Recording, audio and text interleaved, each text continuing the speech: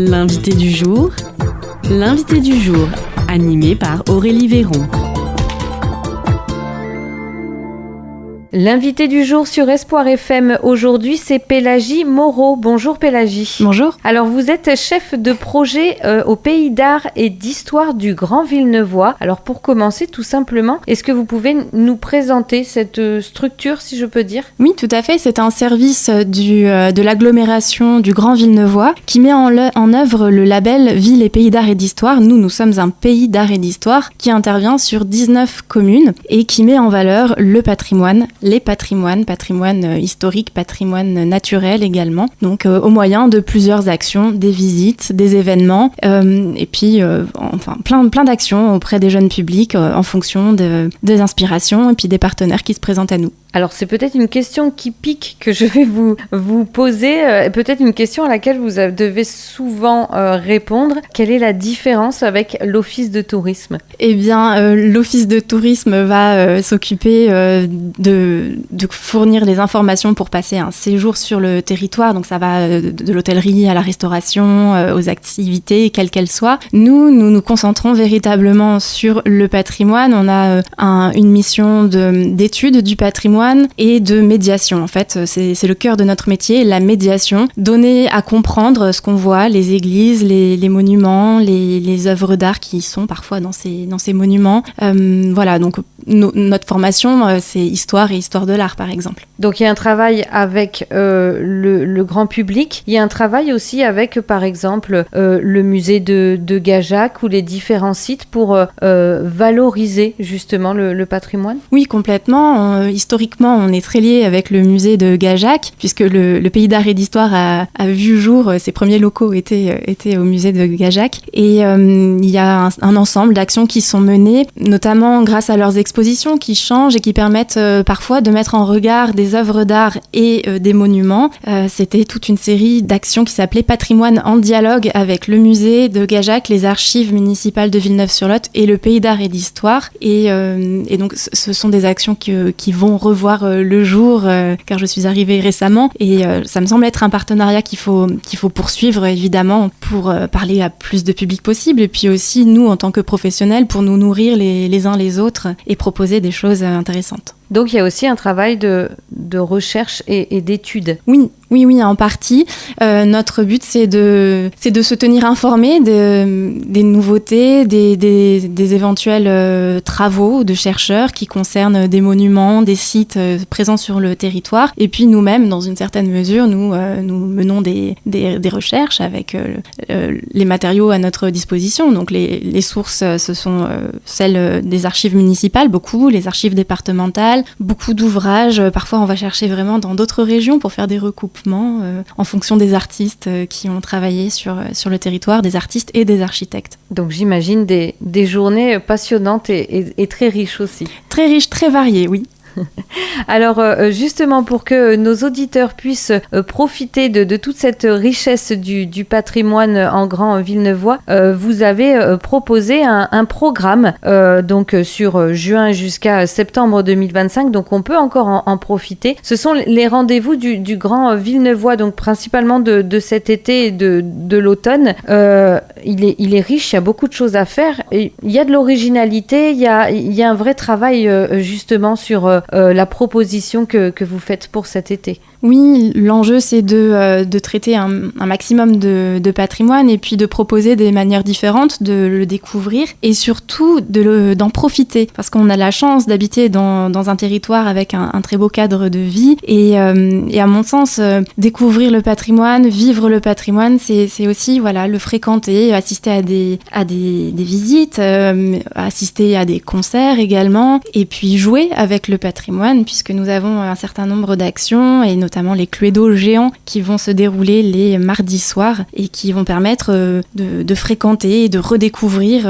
certains lieux. Donc les enjeux de ces rendez-vous du Grand Villeneuvois, c'est à la fois faire découvrir le patrimoine, le faire découvrir pour tous et sur différents aspects aussi, parce que je vois que, vous l'avez dit, il y a découvrir en s'amusant, il y a aussi découvrir au fil de l'eau, parce que c'est vrai qu'on est en Villeneuvois, voilà, il y a le Lot, il y a l'eau est bien présente. Il y a différents thèmes aussi pour découvrir de différentes façons le territoire. Oui, exactement. Le Lot est un monument presque. En tout cas, c'est un élément vraiment fondamental pour le Grand Villeneuvois, pour la partie haute la partie nord du Grand Villeneuvois, puisque donc il traverse un certain nombre de communes et c'est lui qui a permis l'essor économique de ces communes et la prospérité des villes. Et donc voilà, il est présent et on le traite à travers plusieurs visites et notamment des visites en canoë, qui permettent de découvrir à un autre rythme et avec d'autres points de vue. Ça, c'est personnellement une chose que j'apprécie beaucoup, redécouvrir un lieu qu'on a l'impression d'avoir vu des centaines de fois. Et en fait, non, il suffit simplement d'aller sur l'eau et de voir le revers, le dessous d'un pont, par exemple. Donc ça, c'est une belle façon de redécouvrir le territoire, ou le découvrir, ou le faire découvrir. On invite les locaux à amener leurs amis de passage, à venir passer du temps avec nous pour profiter de ce patrimoine. Et par exemple, en canoë, on pourra visiter Villeneuve-sur-Lot ou encore Fontgrave. D'accord, donc Villeneuve-sur-Lot le 25 juillet à 10h et Fontgrave le 1er août à 10h. Vraiment de beaux rendez-vous, avec aussi, je note, une croisière comptée. Oui, tout à fait. Cette croisière comptée est à l'origine, c'est l'Office de tourisme qui est à l'origine de ces différentes croisières. Il y en a 4 dans l'été et ils nous ont sollicité pour une des croisières. Donc c'est notre guide conférencière Roxane qui va, le temps d'une promenade sur l'eau, expliquer l'origine de Villeneuve, les différents lieux qu'on peut voir depuis le Lot. Donc ça sera un beau moment également. On peut aussi découvrir le patrimoine en chanson. C'est l'un des thèmes aussi de ces rendez-vous de patrimoine, notamment aussi, donc j'imagine, en travaillant avec des partenaires, puisqu'il est proposé ce vendredi 25 juillet un concert, celui du Festival Azul, à l'église Saint-Nicolas à Pujol. Donc c'est l'occasion de travailler aussi avec des associations culturelles. Oui, complètement. On a la chance d'avoir cette association musicale avec des artistes vraiment talentueux qui investissent différents lieux du Grand Villeneuvois et au-delà également. Et pour certains concerts, donc vous l'avez dit, à Pujol mais aussi à Bias, nous intervenons en amont du concert pour une présentation de l'édifice dans lequel le concert a lieu. Donc c'est l'occasion, c'est une pierre deux coups, double dose de culture.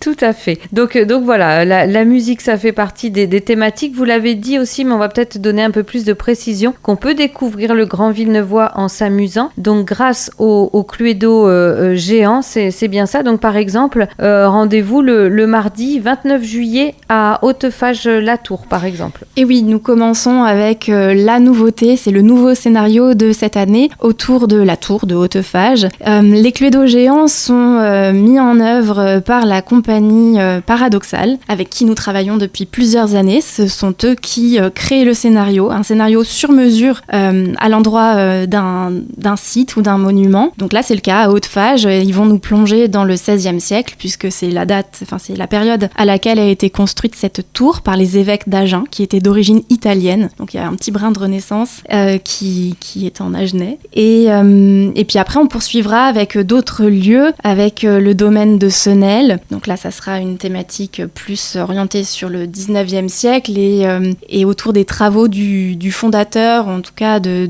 la personne qui est vraiment très liée à ce domaine, qui est Léon de Brondeau. Et donc là, il sera question d'un sabotage qu'il faudra élucider, en tout cas réparer et découvrir le coupable. Puis nous irons à Dolmerac, autour de la tour. Et enfin, nous finirons avec le musée de Gajac. Voilà, donc tout un programme. Et puis bien sûr, on n'oublie pas, il y a aussi les visites incontournables si on souhaite voir ou revoir ces grands sites du Villeneuvois. Oui, bien sûr. Il y a les visites de la Bastide de Villeneuve-sur-Lot, un mercredi sur 2, qui permettent de voir les essentiels de Villeneuve sous un beau soleil. C'est une très belle visite, bien complète, qui permet de voir certains lieux qui sont ouverts un peu exceptionnellement pendant l'été.